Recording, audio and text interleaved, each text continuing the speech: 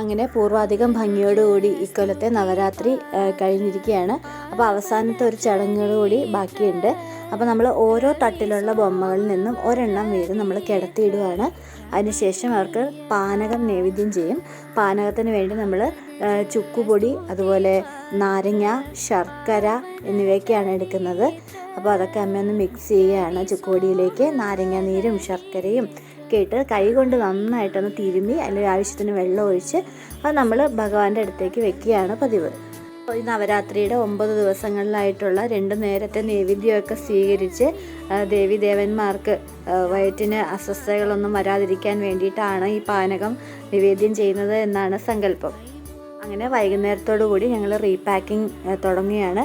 അപ്പോൾ ആദ്യം തന്നെ നമ്മൾ ഈ പൂമാലകളൊക്കെ ഒന്ന് അഴിച്ചെടുക്കും. ഓരോ പൂമാലയും ഊരിയതിന് ശേഷം അത് കെട്ട് വീഴാതിരിക്കാൻ വേണ്ടിയിട്ട് അപ്പം തന്നെ അത് ബോൾ രൂപത്തിൽ ചുറ്റിയാണ് എടുക്കുന്നത്. അതിനുശേഷം അതൊരു ബോക്സിലേക്ക് മാറ്റും. പൂമാലകൾ മാത്രം ഒരു ബോക്സിലേക്ക് സെപ്പറേറ്റ് ആയിട്ടാണ് മാറ്റുന്നത്. നമ്മൾ ഐശ്വര്യത്തിനും അഭിവൃദ്ധിക്കും ഒക്കെ വേണ്ടിയിട്ട് നവധാന്യം മുളപ്പിച്ചിട്ടുണ്ടായിരുന്നു. അത് നമുക്ക് ഒഴുകുന്ന വെള്ളത്തിൽ വേണം കൊണ്ടിടാൻ വേണ്ടിയിട്ട്. നമ്മൾ അണിയിച്ചൊരുക്കി നിർത്തിയിരുന്ന നമ്മുടെ ദേവിയുടെ ആടയാഭരണങ്ങളൊക്കെ ഊരിയെടുക്കണം. പൂമാലകളൊക്കെ നമ്മൾ നേരത്തെ പാക്ക് ചെയ്ത് വെച്ചിരുന്ന ആ മാലകളുടെ കൂട്ടത്തിലും അതേപോലെ ഓർണമെൻറ്റ്സ് ഒക്കെ വേറൊരു കവറിലാക്കി സെപ്പറേറ്റ് ആയിട്ടുമൊക്കെയാണ് പാക്ക് ചെയ്തെടുക്കുന്നത്. അപ്പോൾ ഇനി നമ്മൾ ബൊമ്മകൾ പാക്ക് ചെയ്യാൻ പോവുകയാണ്. അപ്പോൾ താഴത്തെ തട്ടിൽ നിന്നാണ് ഞാൻ ഓരോ ബൊമ്മകളായിട്ട് എടുത്തു കൊടുക്കുന്നത്. അമ്മ അത് പാക്ക് ചെയ്യുകയാണ്. ന്യൂസ് പേപ്പറിലാണ് പൊതിയുന്നത്. പൊതിഞ്ഞിട്ട് ഒരു ബേസ് ബോർഡിൽ മുകളിൽ അടുക്കിയാണ് അത് പാക്ക് ചെയ്യുന്നത്. അപ്പോൾ വളരെ ശ്രദ്ധയോടെ ചെയ്യേണ്ട ഒരു കാര്യമാണ്. നമ്മൾ കുറച്ച് ഇതുപോലെ പേപ്പറിലൊന്നും പൊതിയാതെ അലക്ഷ്യമായിട്ട് ഈ ബൊമ്മകളൊക്കെ ഇട്ടാൽ നമുക്ക് അടുത്ത വർഷത്തേക്ക് അത് നമുക്ക് റീയൂസ് ചെയ്യാൻ പറ്റില്ല.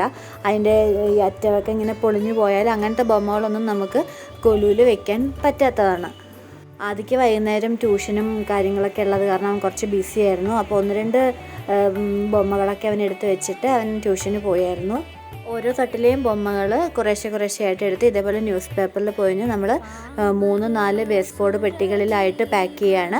പിന്നെ ഈ ബോക്സുകളൊക്കെ നമ്മൾ പാക്ക് ചെയ്തിട്ട് സ്റ്റെയർ കേസിൻ്റെ അടിയിലാണ് സൂക്ഷിക്കുന്നത്. നടുവിൽ വിരിച്ചിട്ടുള്ള ഒരു വെൽവെറ്റിൻ്റെ മെറ്റീരിയൽ അതിൽ നിന്ന് തെന്നിപ്പോകാതിരിക്കാൻ വേണ്ടിയിട്ട് കുറേയധികം മുട്ടുസൂചികളൊക്കെ അതിൽ കുത്തിയിട്ടുണ്ടായിരുന്നു. അപ്പോൾ അതൊക്കെ കെയർഫുള്ളായിട്ട് ഊരിയെടുത്ത് മടക്കിയെടുത്ത് വയ്ക്കാം. അതുപോലെ താഴത്ത് വിരിച്ചിരുന്ന സാരി അത് നന്നായിട്ട് കഴുകി, സാരിയും അതിൻ്റെ അടിയിലൊരു മുണ്ടുണ്ടായിരുന്നു, ഇതൊക്കെ നന്നായിട്ടൊന്ന് കഴുകി എടുത്ത് വെക്കുന്നുണ്ട്. ഇനി നമുക്ക് തൂത്ത് തുടച്ചൊക്കെ ഒന്ന് വൃത്തിയാക്കി എടുക്കണം.